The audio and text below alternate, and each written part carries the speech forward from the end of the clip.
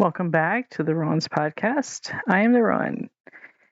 Well, today I have decided that we are once again going to continue on with the subject of ADHD, autism, and all sorts of stuff. And I know I keep promising a new topic and everything, and with guests and stuff. And I had the chance today. I had the chance today to talk to one of the people who I wanted to have as a guest, and I'll be honest, I chickened out. I'm a little bit nervous about asking him. There's a lady at my church and a gentleman at my church, and they're pretty good friends, and they're quite the duo. I really enjoy their banter back and forth, and I really thought that they would make like excellent guests. And you guessed that the topic would be probably religious based, or maybe just their memories over their lives. I don't know. But I really thought those two would be a really, really, really good guest. But I chickened out, so there's that. I will be seeing them Sundays, so we'll see what happens. I'll have to keep y'all informed on that one. But today, after my best friend listened to the last podcast about me hopping on a plane as an elf, her and I were talking about it, and I told her that I had edited some out of there. And I told her what it was, and I edited it out. And I said I was kind of worried about putting it in because I was worried about what people might think of me and stuff. And she said, no, you should have kept that in because that would have been funny. And she said it might help other people, and other people might relate to it and stuff. And I was like, so I got to thinking about it, and I'm going to continue on with my flight.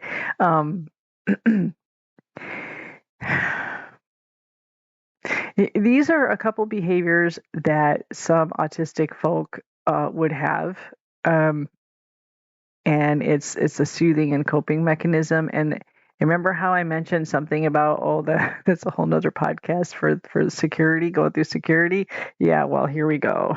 So grab yourself a cup of coffee, a comfy chair, and let's chat.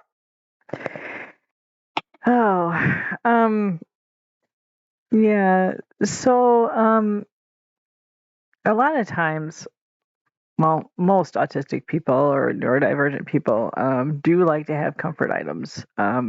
It could be specific clothes they like to wear over and over again because it makes them feel comfortable and safe. It could be food, like they're called safe foods that people feel safe and comfortable eating all the time because, well, just plain, it just makes you feel safe. I know for me, there are certain foods that I definitely just feel safe eating. And if I need comfort or if I need to just like, it's really hard to explain. But some of us feel like we go and we look at what's in the cabinet and we just don't feel safe in eating those. Like, it's not that we are imagining something horribly bad, wrong is going to happen if we eat it. It's just, I guess maybe uncomfortable, maybe? I don't know.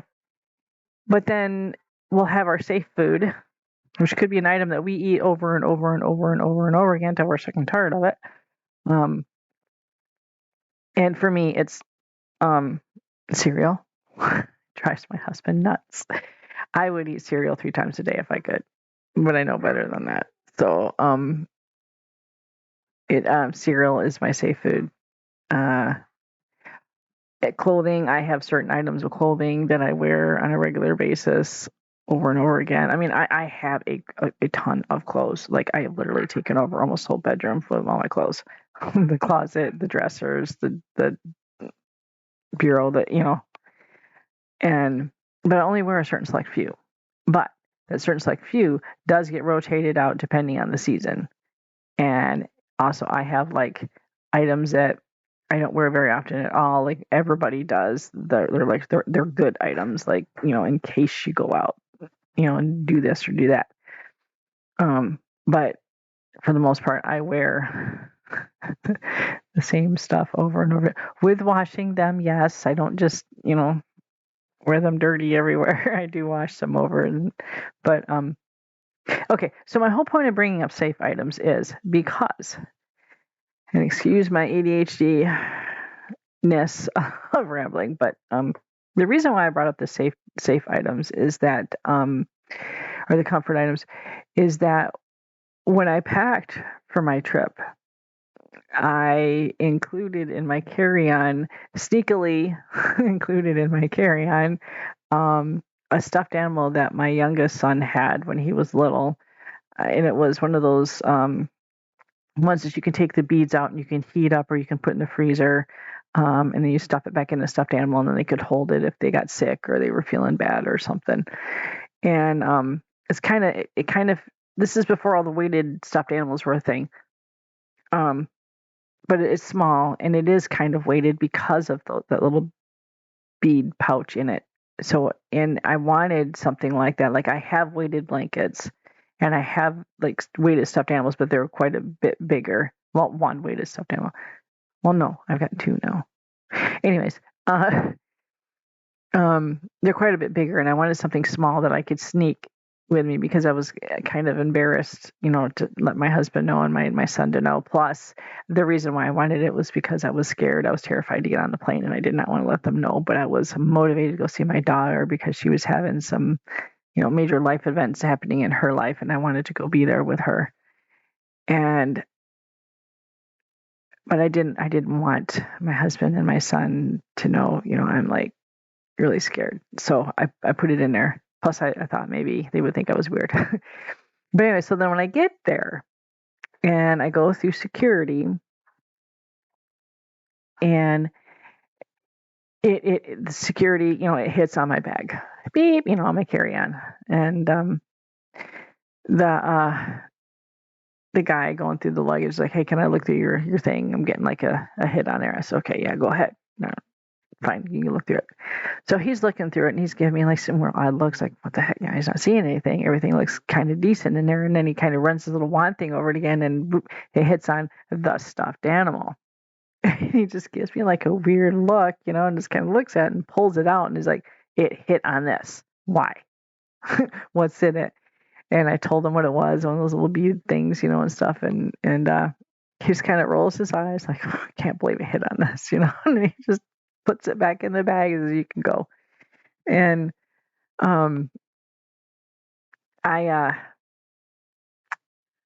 so then I get onto the plane, and before I sit down, I pull out the little stuffed animal, put the stuff in the carry-on, the carryover thing, and I sit down in my seat, and I'm just clutching onto that thing because I'm scared.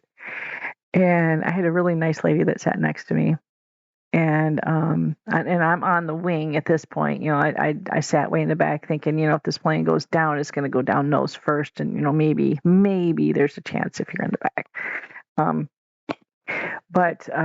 So I was sitting way in the back, and so the plane's starting to take off. You know how it like speeds up, and you can hear those engines roar and stuff, and it just goes, it's going really fast, and it's like you can feel it start lifting off the ground. And at that point, I just started crying, and I was holding on to that stuffed animal, and people just looking at me. I wasn't like going ballistically crying, but I was, crying, and I was like that for about like 5 minutes or so until we got up above the clouds, and then I seen how beautiful it was up there, and then the photographer part of me and the mom part of me kind of took over, and I'm like, you know what? This is really pretty. This is really beautiful. I should be taking pictures.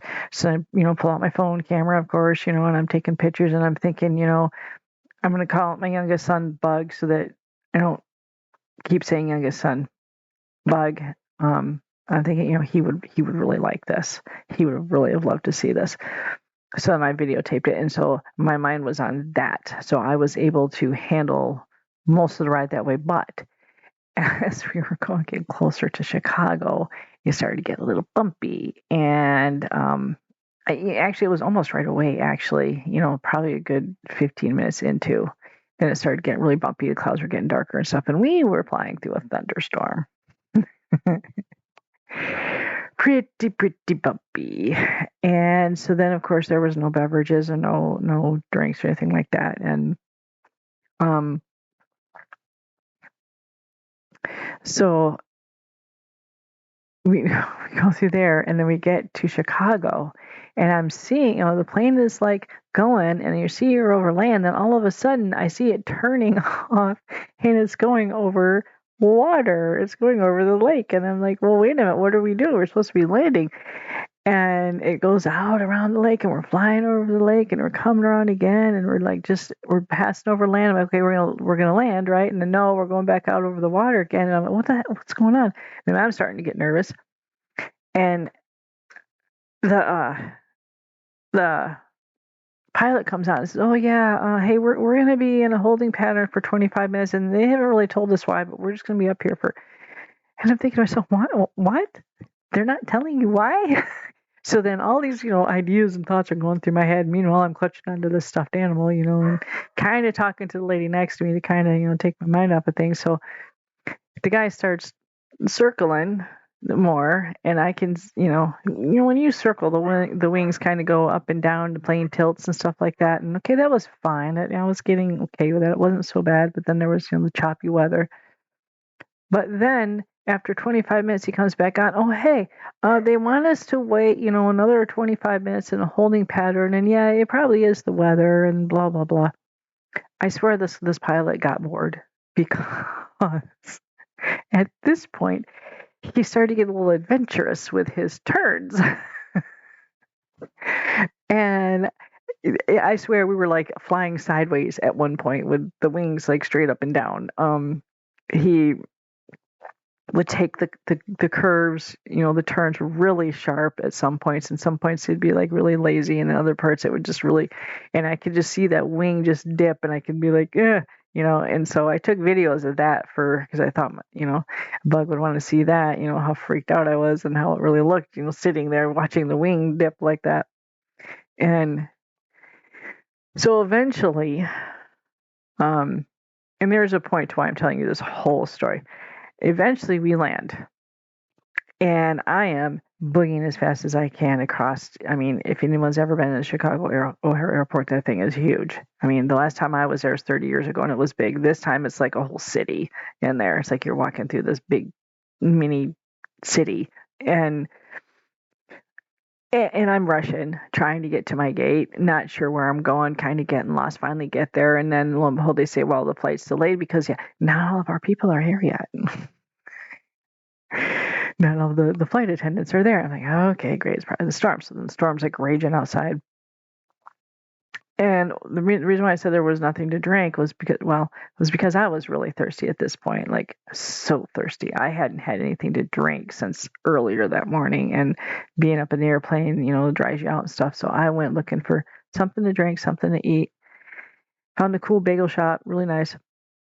Come back. We're waiting even more.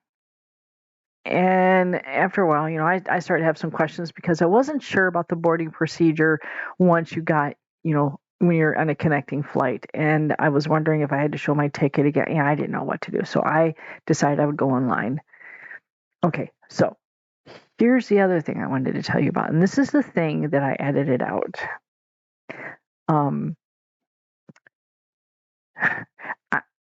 I was really anxious, and a lot of overstimulation going on, a lot of anxiety, a lot of worry, going on at this point. And I don't know if, I'm sure most of you who are listening, maybe not everybody, for those of you who don't know, have heard of stimming behavior, which is a self-soothing behavior. It could be like a repetitive motion. Well, like I said before, it could be clothing, it could be whatever, it could be repetitive motion, it could be repetitive sounds. It could be like for me, I have listened literally to the same songs, the same music playlist for 2 years straight without varying. Well, wait, I can't say without varying because I have added here and there, but 2 years straight because it's a soothing thing for me up until the last couple of weeks where I found a whole nother set of music to listen to. Um, and it's a soothing thing. And so like my oldest son, we'll call him Buddy. When he was younger in school, he would run his fingers along every single locker as a soothing mechanism if he was walking through the hallways, because the hallways were very difficult for him to navigate. Or he would just randomly screech out noises in class. Or he would flap his hands. Like just at home, he would just flap his hands. Or in the car. Put his hands out the window and flap his hands, or in the car, leave him in the car. But things like that. Well, sounds can also be a thing. Like I said, he screeched out of nowhere sometimes. Sounds also include accents. So here is the part that I was embarrassed to include. I do this sometimes. I do not do it around people I know. Not unless I'm in a particular mood and I think maybe I can get away with it. But I do drop into accents, and this is a thing with ADHDers, and it is into some autistic people as well do this. They will drop into an accent because it is a self-soothing thing. For me, I think the reason why it helps me is because it forces me to focus on the words, focus on the sound, and the way it feels in my throat. And that kind of puts a soothing thing. And I can't even explain it. And it sounds weird. And I remember as a kid doing that. I would drop into like a Southern accent. I did that around my cousins. You know, if we were in like big, huge family gathering and lots of people, like when my extended family got together, we had to rent like a whole hall, and we had to be like, I mean, there was overspill. There was a lot of people there. I had a ton of cousins and a boatload of aunts and one uncle, and yeah, it was a lot of people. And we would take off. Me and my cousins would take off. We'd walk around the town, and I'd drop into an accent or whatever. They thought I was doing it just for fun, but now that I look back at it, I wasn't. That was my coping. Just too many people, and that's why I always wanted to leave and go walking, because too many people. And I adored the cousins that I walked with. So, but anyways, and then when I got older, I lived down south for a little while, and I had picked up a Southern accent, Texas drawl. And even after I left, I kept that drawl for a little while, but I had it because I was going through a very anxious and very, very bad time in my life, and I picked that up as a way to soothe myself. And then when I came back north, you know, eventually after a while, I lost that drawl. But whenever I would get upset or angry, that drawl would come out. I would go right back into a Texas drawl. All the Texan phrases and everything along with it too. So yeah, but the point is, I was in line for the ticket office or the ticket counter, and I was behind this older gentleman, and he started talking to me, and I was really nervous about the whole thing, and I, for some reason, dropped into a Russian accent and acted like I did not know much English at all. I spoke English, but not, I was, in this Russian accent talking to this guy, and it was making me feel better. And it was something about the flight or something. Oh, yeah, we were talking about the flight inbound. And I was telling him about, how we had to circle and stuff like that. So after I got through the line, and I went and I sat down next to this other lady, and this guy wasn't too far off from me. I sat down to this other lady while we were waiting, and I forgot. And I wasn't thinking, and I just, perfect English. perfect English with this lady, and the guy was like, not very far away, and he was kind of looking, and I'm like, oh man, you know. But that was my stimming. It made me feel better. It made me feel more comfortable, to get those the tones out. It made me focus on my wording. It made me focus on what was being said and not the feelings and the anxiety. And that might seem kind of, excuse me for using this word, nuts to other people who aren't this way. But it's not. I mean, I in no way believe that I actually have a Russian accent. I just, and sometimes it can just be fun just to do that too. Sometimes I do it just for fun, but never around anybody I know, because everybody knows, I don't talk that way. And I don't want to be embarrassed, and I don't want to be shamed, and I don't want to whatever. But like if I'm at home and I'm trying to figure something out, and I know everybody does this, you cannot tell me there's like one person that does not do this. Everybody talks to themselves when they're upset about something and they're trying to figure something out, or they're trying to figure out how they're going to talk to somebody about something because they got a problem to work out. And when I do it and I'm home alone, I do it with an accent. It's usually that Russian accent. It's just a way for me to relieve the tension, I guess. And that's what I wanted to cut out, was that. And I kind of want to focus on stimming behavior, self-soothing, self-stimulation. That sounds dirty, but that's not what it's meant as. It's a way, it's a coping mechanism. And it is not, okay, I do want to say this, it is not a form of weakness. It is not any way at all saying that a person is weak because they need these or they need that to do this or that. Everybody in the world has a coping mechanism of some sort, even if you're neurotypical. And it could be smoking, it could be drinking, it could be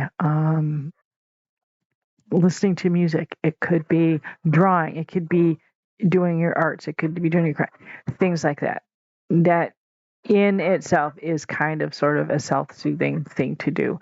Stimming, however, is a little bit different, because it could be like rubbing, like me, I'll rub my legs. I'll rub my legs if I'm really nervous, like if my husband and I are getting into an argument or something, or I'm really upset, I'll rub my legs. Or my hands together, or if I'm at work and there's a really the problem at work, I wear bangly beads on my right wrist. I wear bangly bracelets, not beaded ones. Although I do have some, but metal bangly bracelets. If you can hear it, okay. And I wear those, and I also have some wooden ones, and they make a different sound. Sometimes I wear them together, but I will shake my wrist if I'm really nervous at work. Like if there's a problem at work, I will just shake my wrist just to hear that sound. And I wouldn't do it for like a whole long period of time, because that would look really weird to me. I think it would bother, neurotypicals to be like, what is that person doing? But if I can hear them jingle, even if it's just 10 seconds, it helps. I used to have like thick weighted ones on my wrist, and it didn't make noise. That just having that weight around my wrist, having a tightness around my wrist, it actually helped. It was comforting.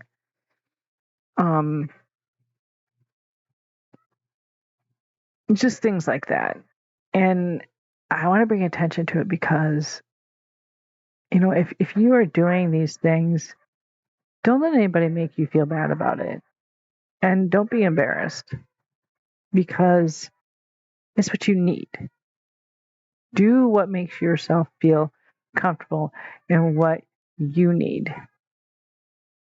I use my bracelets because I figure, everybody wears bracelets.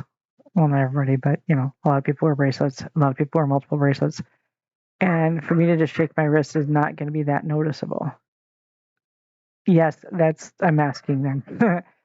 But, I used to rock back and forth when I would get upset. And I don't do that so much anymore because honestly, my husband's been kind of on me about that, and he does not like that. And it is not that he's mean, and it's not that he's, about it. He's not being overbearing. It's just, it is a behavior that bothers him. Um, and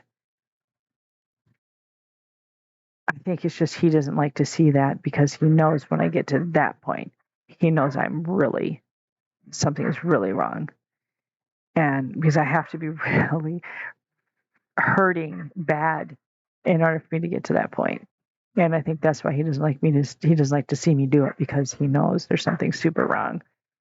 And that's a bad signal to him. And so, that sounds bad too, in a way, I guess, because like I'm saying, like he doesn't want me it's not that. It's just, it hurts him. I mean, now that we're working things out and it hurts him now to see me hurting now. So, but and if you have kids that are doing this type of thing, like Kayla's, I'm sorry, I said his name, Buddy. When Buddy did stuff like this before we got his diagnosis, because there was reasons why I could not get his diagnosis till he was a little bit older. He was like in 3rd grade, but he was doing things, clearly autistic things,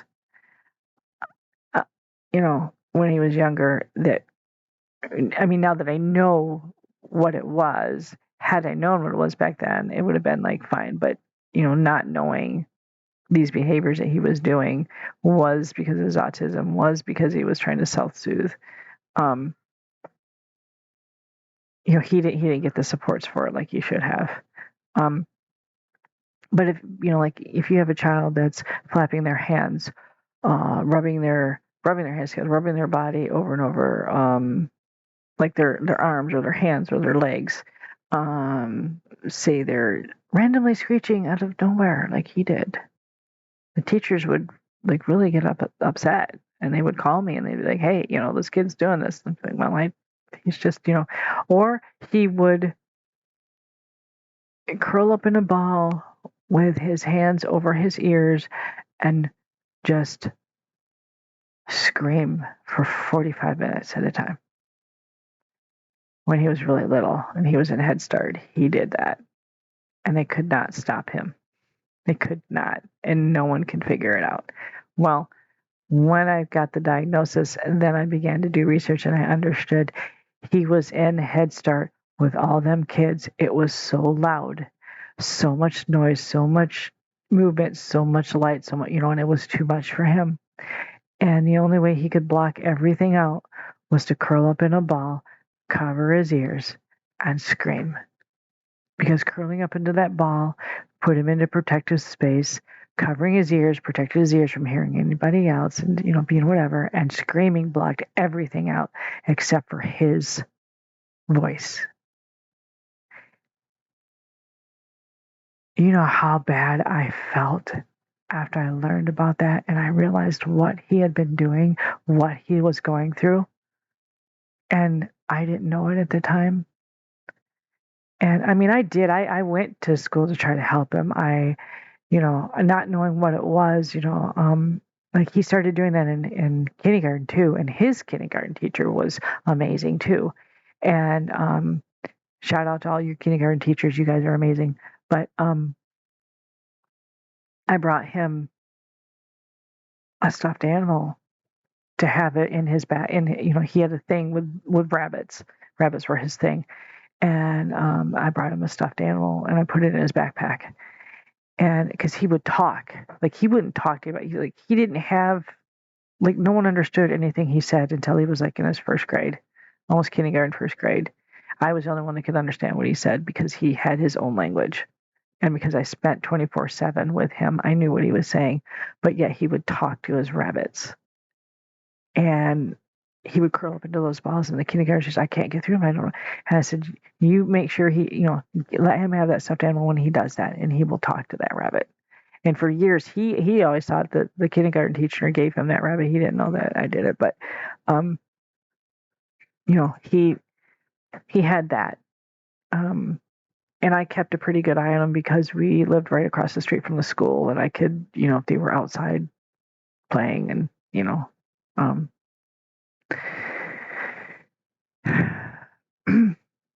and through school, through high school and stuff like that, he had a really,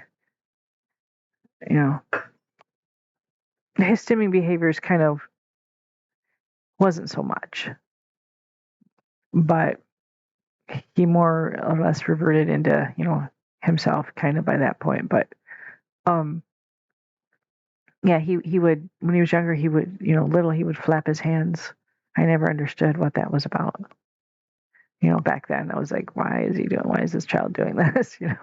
I didn't know. I mean, at that point, I didn't even really know what autism was back then. Not until he had some evaluations done. And I remember he had to get a school evaluation, and the school evaluated him, got in all these experts and different people to come in, and they evaluated him, and they gave him an educational diagnosis of autism. He does have a medical one now, but he had an educational one because at that point, given the circumstances that were going on around in his life, that was the only way I could get that done. And we sat in the room at the school with all of his teachers and the principal and all the people that did the evaluation of him. And they said, the lady said, well, I diagnosed him and he has autism. I started crying. And all the teachers around the table and everything, they were looking at me like, oh my gosh, we just really upset her. Oh, we said something horrible to her. And my friend, she was a therapist there at the school, and she was the one that got this all kickstarted so that I could get help for my son. She goes, no, she is not crying because she's sad. She's crying because she's relieved. Because now she knows. And I just looked up at her with tears in my eyes and I said, yes, that's exactly it. I am happy that now I have answers, and he has answers, and he can get the help he needs. Because it was such a relief to know that there was a reason and that we could help him. And it was such a weight. And my point in saying this is, if you are noticing any of this in your children or even in yourself, and you want answers, go get them. Go get them. And if you can't afford to go through a doctor's office, there is such a thing as an educational assessment. If your school has it. Ours did. I was lucky enough that ours did, that he could get an educational assessment, and through an educational diagnosis that only pertains to where, like, he could go through special education. He could get all the supports through the school then at that point. But there is that too. So that your child can get help through the school. And I know things have so much more advanced since he was a child. Like, he's 26 now. And so it's everything is advanced so much more, and there's so much more awareness, But I encourage you, because for the most part, what I've experienced is, and I don't know if this is everywhere, but what I've experienced is, the school system is very supportive and very helpful to children who need these supports. At least our school was. Like, when he as I said before, he has genius level IQ. He does. But his last year of school, he was failing every single class because he could not handle being in school walking up and down the hallways, dealing with everybody. It was the social part that was just crushing him. And the superintendent at that point um, allowed my son to take the GED prep courses in a separate class by himself because we knew he wouldn't pass to get his diploma. So he allowed him to do GED prep courses in the classroom by himself. He did all those, went through all those. And then the school helped us with getting his GED test in ways that I'm so grateful for. And we had to drive 2.5 hours, 2 days in a row for him to take these series of tests because it's not just one test, it's a series of tests. And he, when he got done with those tests and they got graded and everything, they said he broke records because of the grades he got on those tests. That child broke records. He wasn't failing because he was dumb. He was just failing because of the social stuff. And the school was like, you know, we'll help him. You know, and they had been supportive to him throughout this, you know, his school years and everything. But towards the end, when he was floundering really bad, they're like, hey, we'll do this. We'll get this done so he can, you know, because it was either that or they were just going to give him a good enough diploma, which basically was, well, yeah, he showed up, and even though he didn't pass all of his classes, we're just going to give him this good enough diploma. I can't explain what it is, but that's kind of how it came across to me. It was not a fulfillment of anything. It just meant he attended school. And I was like, no, he needs to at very least get his GED because he deserves that. He's been here all this time, and he was getting fantastic grades up until this last year when it was just became too much. You know, senior year, everybody's doing some crazy wild things. You know, it got too much for him. So they said, sure, we'll do this, and they made it possible. So my point is, you know, don't be afraid to talk to the school because there's a lot of people to support. And if you think you might need to get a diagnosis or might need to get help, go do it. Like I said before, it's not about getting a label. It's not about being a victim. It's not about being special or people feeling sorry for you or getting special treatment or anything like that. It is about knowing who you are, learning yourself, learning how to navigate this world we're in. I mean, sometimes I feel like the thing like I've heard before about autism, and this is like being an alien stuck on an alien planet expected to know everything about it, and you just really don't know.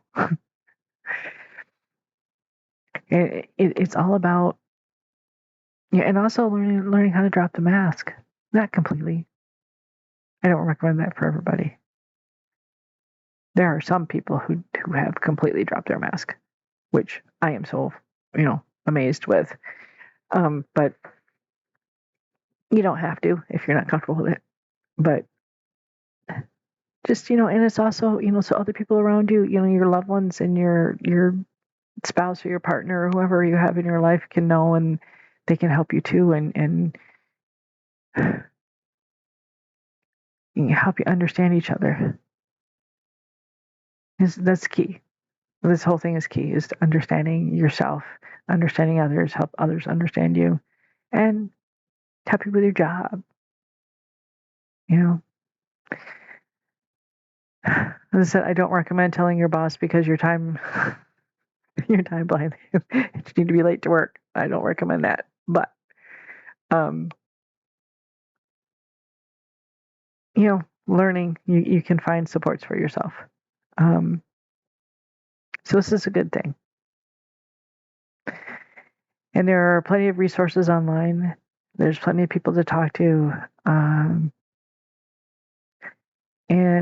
there's a lot of good information out there. And there's a lot of a lot of people who are banding together and coming together as a community and researching and asking, each other, hey, do you do this? Because I do this. Is this, whatever. And it's learning about each other and learning about it, because up until recently, there has not been that much, research done on it, that much knowing about it up until like the 90s. I think it was in the 90s. People didn't even think women could even be ADHD or autistic. Like that was like, no, it's all little hyperactive boys. And it's a good thing that social media and people are coming together and they're helping each other. So yeah, and I babbled on long enough. I don't even know how long this podcast is going to be. And I babbled on long enough, but I just want to tell you that, do what you need to do for yourself. Oh man, just 40 minutes. I apologize, everybody. I just got to talking. Well, thank you for sticking with me for this long. I really appreciate it. And this is just going to go up as a raw recording because the program I use to record this has no edit button. Hey, if anybody knows of a good sound recording app that's free or very minimal cost, that has good editing tools on it, and that's easy to use, it won't be so complicated, please put it in the comment section. I would so much appreciate it. Thank you so much for stopping by and chatting. More later. Bye.